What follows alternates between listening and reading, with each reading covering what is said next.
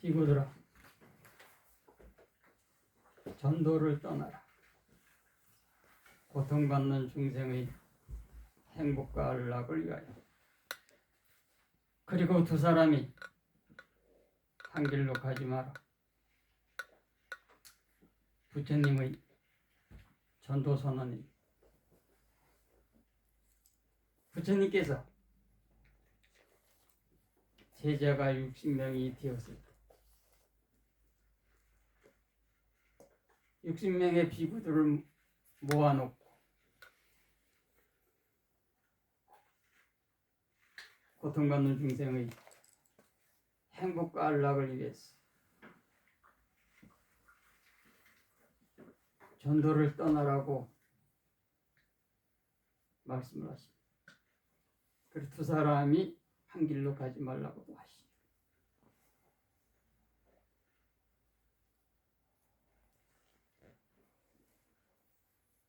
부처님의 가르침은 전도 선언 속에 있습니다. 또 불교의 출발점은 전도 선언이고, 또 불교가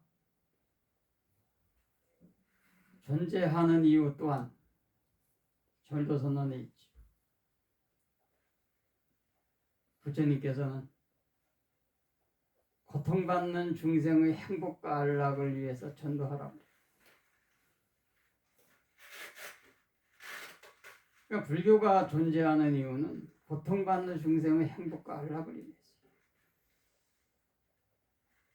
부처님이 계시는 것도 고통받는 중생의 행복과 안락을 위해서. 내가 가끔 이런 말을 하지요. 지금 불교는 내적 의미를 상실했다.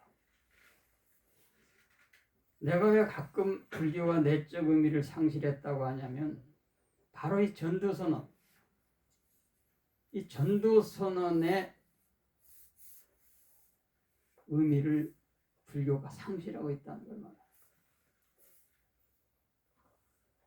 부처님은 고통받는 중생의 행복과 안락을 이야기해요.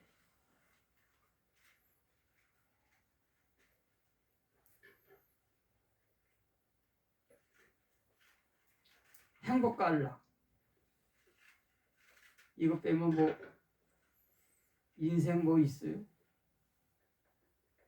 인생 뭐 있냐고.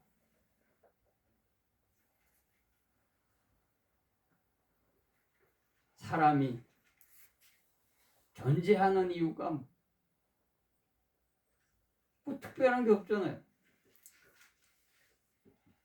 행복과 안락, 이거 빼면은 인생 뭐 있냐고. 없어요. 아니, 깨달음이라고 하는 것도 뭐 있냐고. 깨달음이 열반이니 뭐니 하지만 그게 뭐 있냐고. 전국적으로 행복과 안락이잖아. 깨달음이 결과, 열반의 결과라는 게 뭐예요? 행복과 안락이잖아.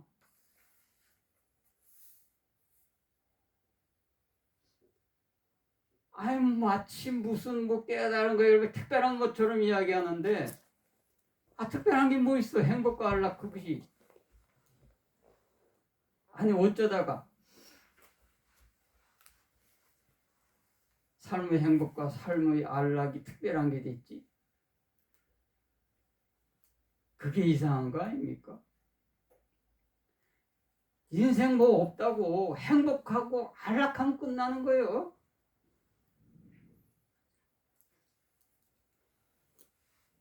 왜 돈 벌어요?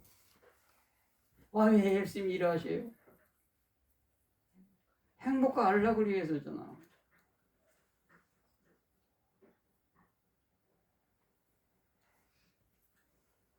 행복과 안락을 위해서 오늘 아침에도 출근하고 열심히 일하는 거예요.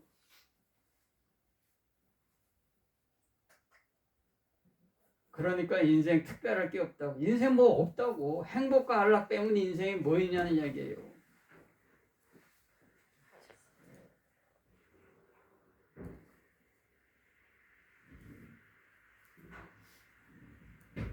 인간의 삶에서 행복과 안락을 빼면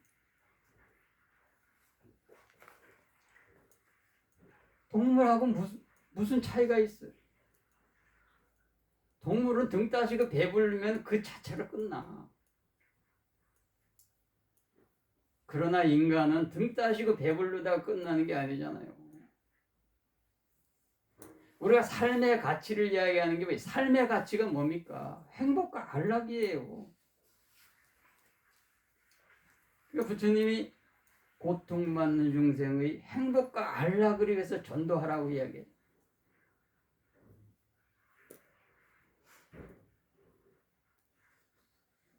그러니까 비구는 내 마음의 평화를 위해서 존재하는 게 아니야. 수행하는 게 아니라는 이야기야. 내 마음의 평화를 위해서 수행한다면 가사 벗어야 돼. 가사 벗고 네가 벌어서 네가 먹고 살면 되는 거야.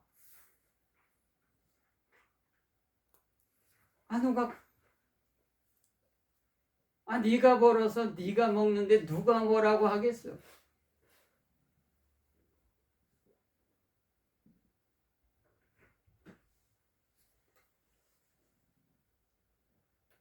우리가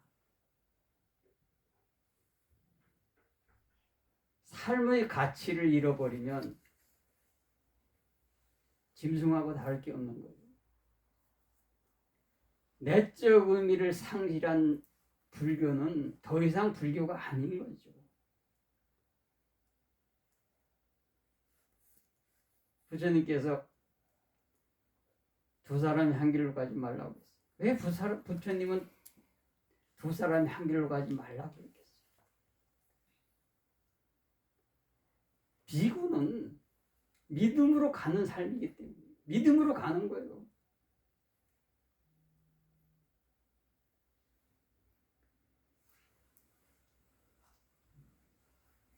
비구는 믿음으로 가는 사람이고 믿음으로 서는 사람이고 믿음으로 오는 사람. 어찌 빗구만 그렇겠어요? 인간의 삶 자체가 믿음으로 가는 거예요. 인간의 삶 자체는 믿음으로 서는 것이고 믿음으로 가는 것이다 이 말이에요.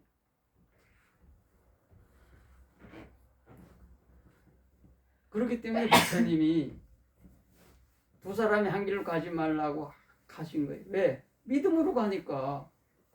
믿음으로 가는데 무엇을 근심하고 무엇을 걱정하고 무엇을 두려워할 거냐 이 말이에요. 그래서 부처님이 두 사람이 한 길로 가지 말라고 하는 거예요. 믿음으로 가는 자에게 근심이 있고 걱정이 있고 두려움이 있다면 그건 믿음이 없기 때문이지.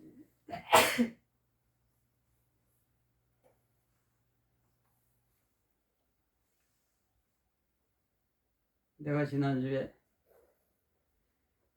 당신의 믿음이 당신을 구원한다는 걸 당신이 믿어야 한다고 했어요. 내가 요즘은 법회하면서 내가 해석을 안 해. 해석을 안 하는 이유는 해석할 필요가 없으니까.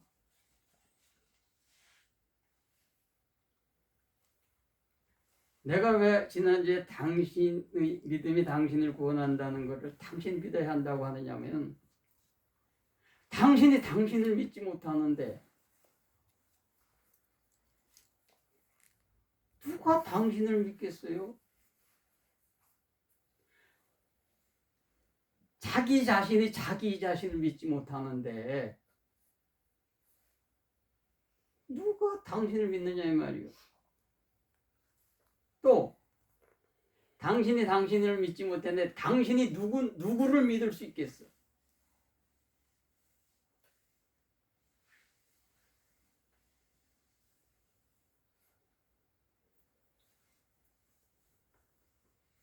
당신이 당신을 믿을 수 있어야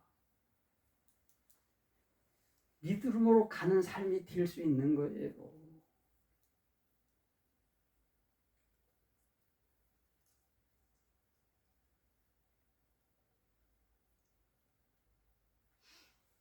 구원의 출발점은 바로 당신의 믿음이지. 당신이 당신을 믿어야 한다 이 말이에요. 근데 자기 자신이 자신을 못 믿어. 자기 자신이 자기 자신을 못 믿으니까 남한테 가서 물어보지.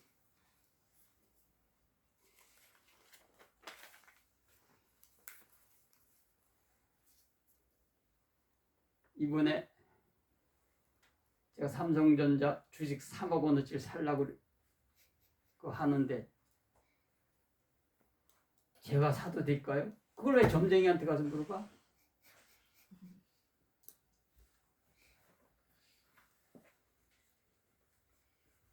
점쟁이한테 물어봐서 당신이 3억 삼성전자 주식을 샀다고 치자 이 말이에요. 3억 원 주고 주식을 샀는데 1시간 후에 보니까 원래 주식이 와장창 깨져서 떨어지네. 점쟁이는 아무 책임 안 져. 손해본 건 당신만이야. 당신이 손해보는 거지 점쟁이가 손해보는 거 아니야.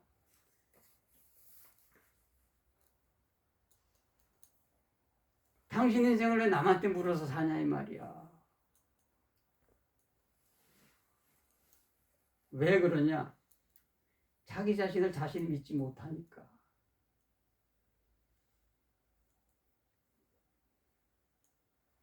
삼성전자 주식 3억 원어치 사고 싶은 마음이 굴뚝 같은데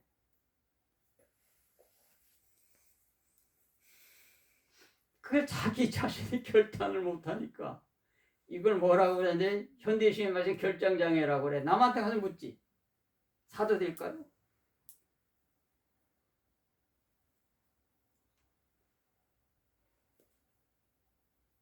어차피 손해를 보든 이득을 보든 자기 자신이에요.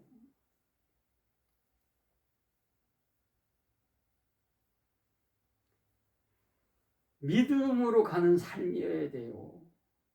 믿음으로 가는 삶이 아니니까 계속 흔들리는 거예요.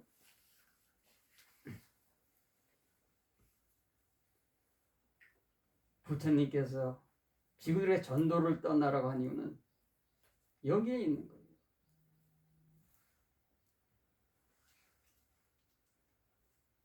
부처님은 새로운 삶과 새로운 세상을 이야기합니다. 새로운 삶이 무엇이냐? 새로운 세상이 뭐냐? 자기 자신이 자신을 믿는 삶이 새로운 삶이요.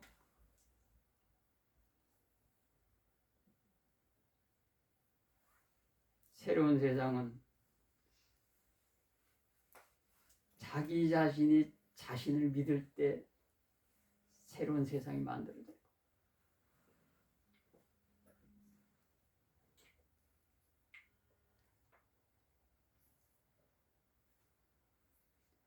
믿음으로 서지 못하고 믿음으로 가지 못하니까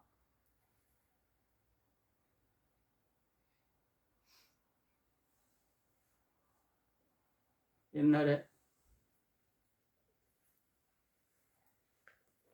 개그맨 최양락 씨가 명언을 하나 남겼지.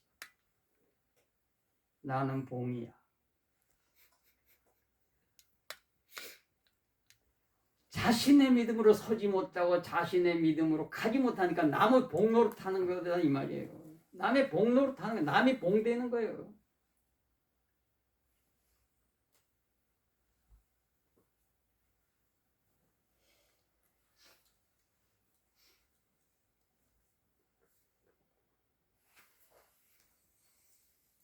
당신을 당신이 믿어야 합니다.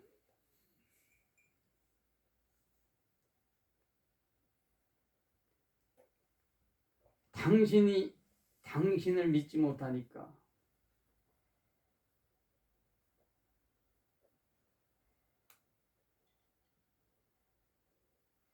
남을 믿을 수가 없지. 왜? 자기 자신도 자신을 믿지 못하는데 남을 어떻게 믿을 수 있겠어?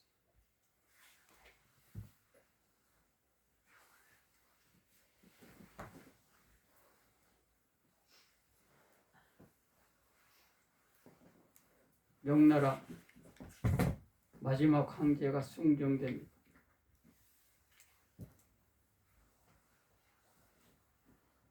자금성 혼의 나무에 목을 메고 죽었죠. 황제가. 그렇게 해서 명나라는 망했고,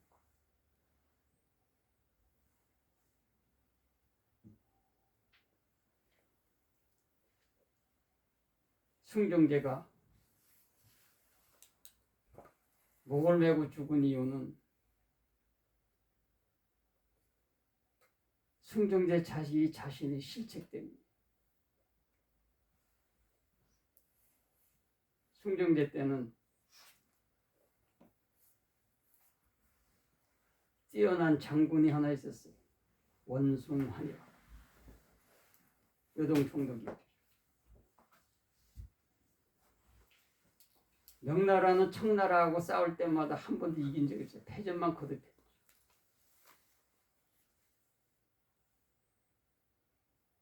청나라와 싸워서 승리한 사람은 원숭한 한 사람밖에.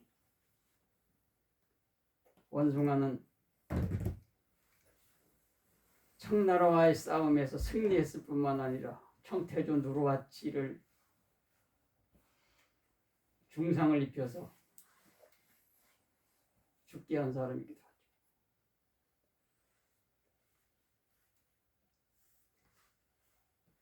누르와치가 죽고 그의 아들 홍타이시가 황제가 됐을 때 원숭아니를 제거하기로 결정하죠.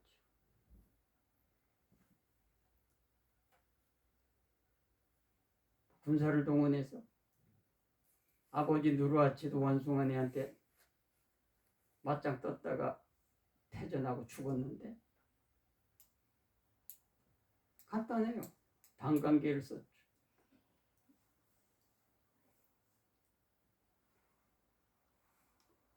원숭아니가 딴 마음을 품고 있다고 소문을 냈죠.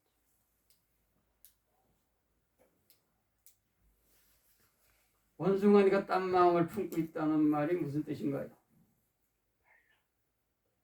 영모를 꾸매고 황제가 되려고 한다.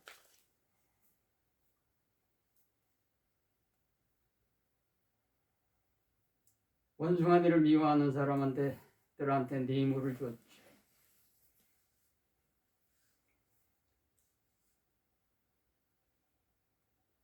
원숭아니를 미워하는 사람들이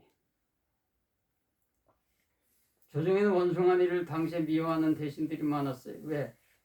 전에 총독들은 대신들한테 뇌물을 바쳤는데 원숭아니는 한 푼도 뇌물을 바치질 않기 때문에 들어오던 수입이 끊어졌죠. 원숭아니 때문에. 그러니까 미울 수밖에. 그러니까 원숭아니를 참원하기 시작했죠. 황제. 원숭아니가 딴 마음이 있습니다. 숭정제가 그 말을 믿고 참소를 믿고 원숭아니를 체포해서 처형해버렸죠. 죽여버렸어.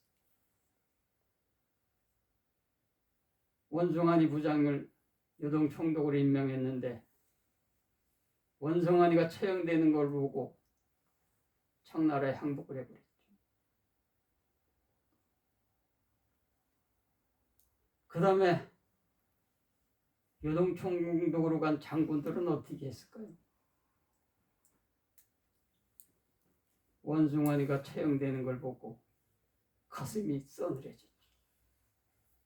야, 원숭아니도 처형되는데 원숭아니 같이 저렇게 뛰어난 장군도 속수무책으로 참수에 처형되는데 내가 이 자리에서 목숨을 부지하려면 하나밖에 없지. 물자를 빼돌려서 조정에 뇌물로 바치고 아무것도 안 하는 거예요.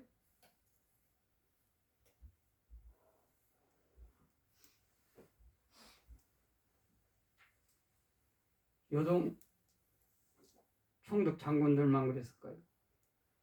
모든 장군들은 다 같은 마음이죠. 섣불리 움직이면 원중환이 꼴나는 거야. 모두가 물자를 빼돌려서 조정의 뇌물로 바치기 바빴죠. 병사 들어가야 될 물자가 빼돌려졌으니 병사들은 배를 고를 수밖에 없고 불만에 찰 수밖에 없고 그 끝은 어딜까요? 결국은 반란이죠.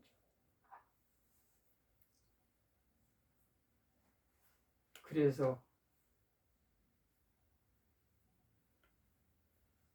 이자상의 농민 반란군이 자금성 백리 밖까지 와 있을 때까지도 숭정제는 그런 반란이 있는지도 몰랐어요.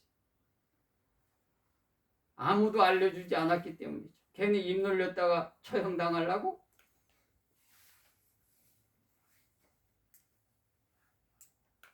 이자상의 농민 반란군이 자금성 밖 백리 그리고 남항주쯤 왔을 때 황제한테 황관 하나가 피가 큰일 났습니다.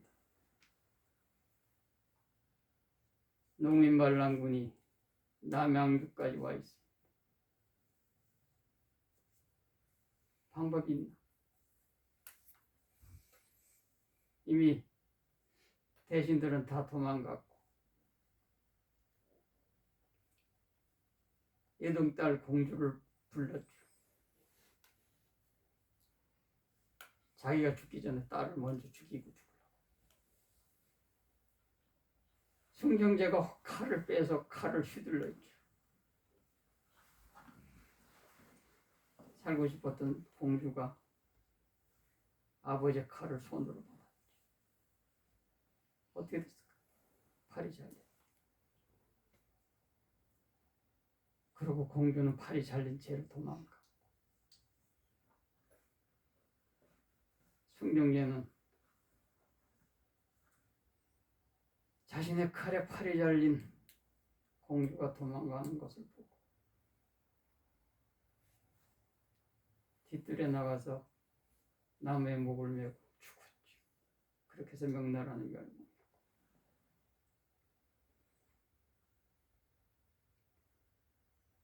숭정제가 원숭아니의 충성을 믿었다면 숭정제 자기 자신도 그렇게 비참하게 끝나지 않아요. 나라가 망한 것도 비참한데 자기 딸한테 칼을 휘둘러서 그 팔을 잘라버린.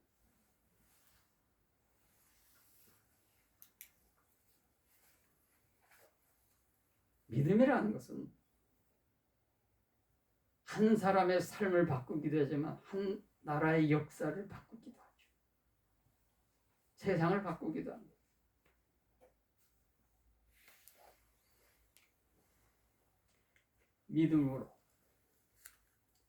믿음으로 가는 삶이어야 합니다. 믿음으로 가는 삶이야 하고 믿음으로 사는 삶입니다. 당신의 믿음을 당신이 믿지 못하는데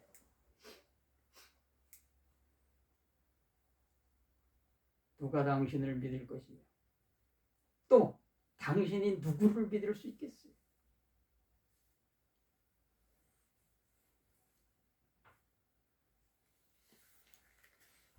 그래서 내가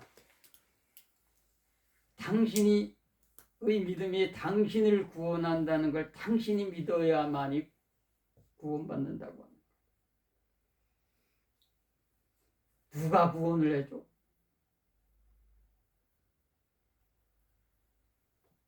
헛소리지.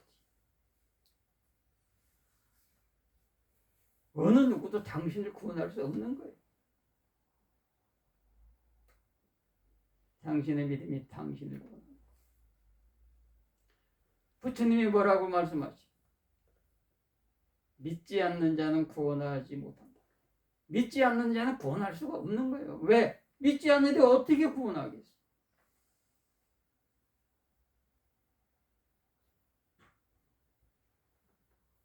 원숭아리는 망해가는 그 명나라를 지키기 위해서 동분서주한 사람이에요.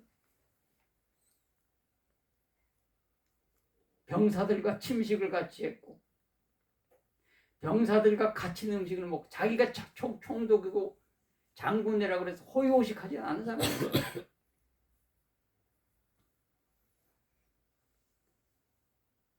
원숭아리 전에는 장군들은 원숭아리처럼 하질 않았지. 근데 원숭아리가 그렇게 하는 걸 하자 어떻게 됐을까요? 병사들은 원숭아리를 믿을 수 있게 됐지.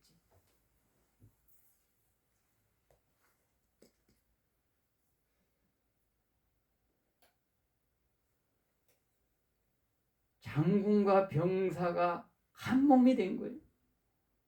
동일체가 된 거예요, 정말. 그래서 청나라와만 싸웠던 지지멸멸하던 그 병사들이 청나라를 격파하고 누르하치를 죽게까지 합니다.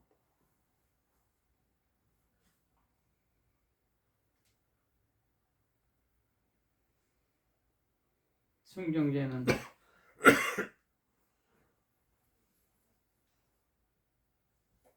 참소를 믿고 그를 죽였지.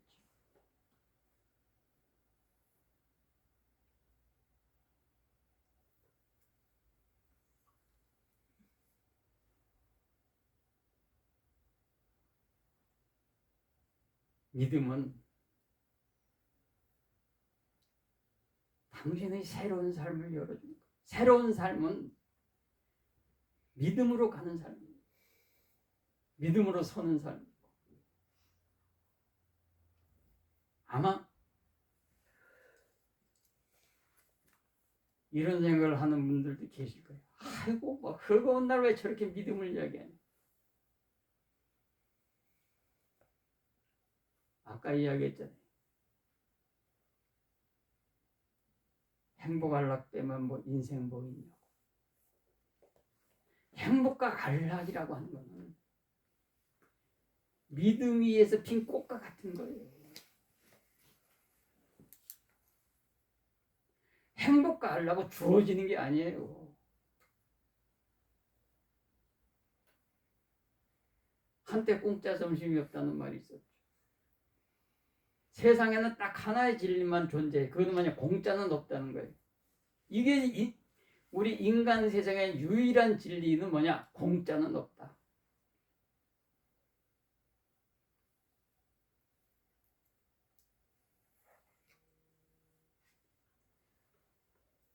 공짜 같아 보이지.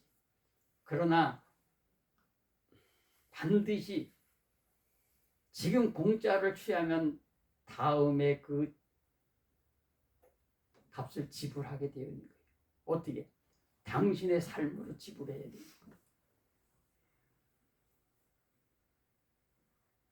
행복과 안락은 구원이라는 것은 믿음에 핀 꽃이다 라는 걸 아셔야 돼요.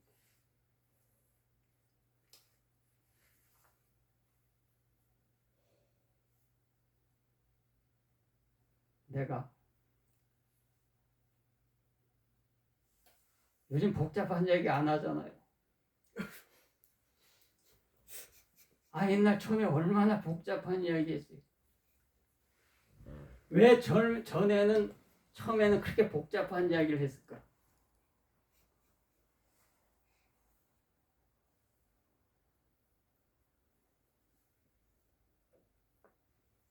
내적 의미를 알지 못하니까 그런 거예요.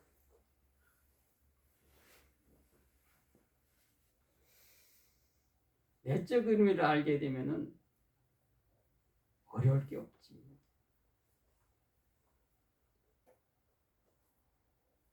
수학이 어려운 사람들은 수학이라고 하는 기본적인 것을 이해하지 못하기 때문이죠. 그걸 이해하는 사람은 세상에 제일 재미있는 것이 수학이라고 이야기해요. 아는 사람한테 그게 제일 재밌는 거예요, 수학이. 왜? 수학은 거짓이 없으니까. 그 어떤 권력자도 수학의 답을 만들어낼 수가 없어요. 모든 사람에게 수학의 답은 공평하죠. 수학이야말로 정의지.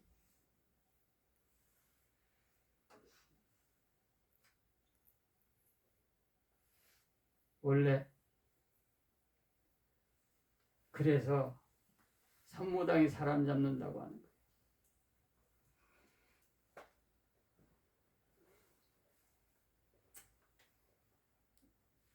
율곡이가 이런 말을 합니다.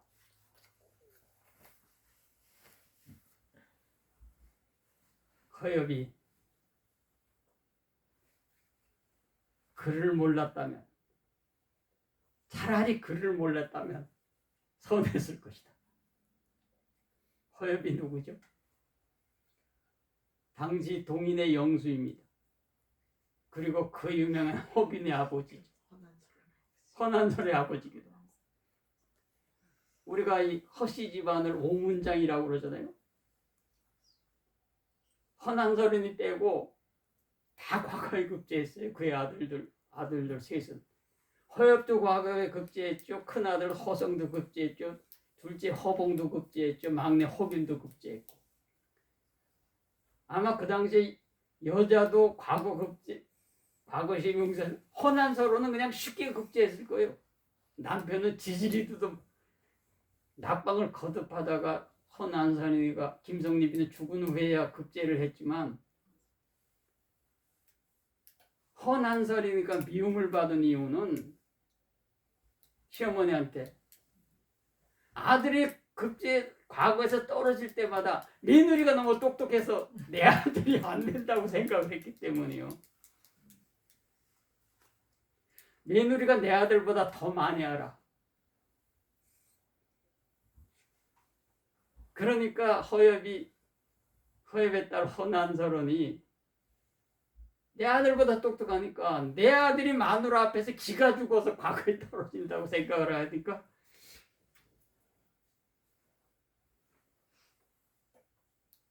허난설이 시어머니는 악독했어요. 아들의 과거 낙방을 며느리 탓으로 돌렸기 때문에. 그때는 똑똑한 게 제인 시대죠, 여자가. 그런데 만약 그때 과거가 있었으면 여자도 응시할 수 있었던 허난설이는 쉽게 합격했을 거예요. 이런 허엽에 대해서 율곡이 아까 총평을 하죠. 차라리 허엽이 무식했으면 선하기라도 했을 텐데. 내가 왜 이야기를 하냐?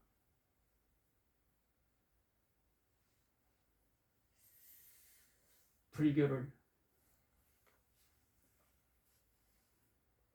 이론으로 알면 허엽처럼 되는 거예요.